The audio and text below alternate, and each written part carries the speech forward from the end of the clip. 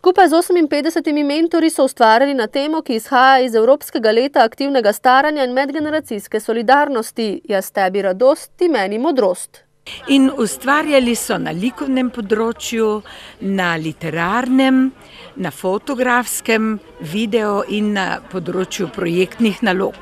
Na šolah so izbrali najboljša dela in jih poslali Metliškemu društvu prijateljev mladine, ki je koordinator natečaja za Belo krajino. Skupaj smo izbrali za državni nivo 56 del in prav toliko otrok in teh avtorjev se bo udeležilo 9. maja prireditve v Cankarjevem domu v Ljubljani. Mednarodni natečaj Evropa v šoli, ki vsako leto sledi temi Evropskega leta, v Sloveniji poteka že 13. leto.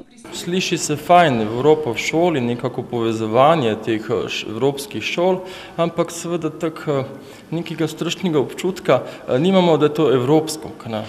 Pa kljub temu mladi radi sodelujejo. Letošnje število slovenskih šol in učencev, ki so sodelovali na natečaju, je bilo največje doslej, kar priča, da je tema medgeneracijskega sodelovanja mladim zelo blizu. In to bo predstavljeno, morda upam tudi neko začetno točko za bolj trajnostno in bolj, lahko rečemo, poglobljeno delovanje na področju medgeneracijske solidarnosti.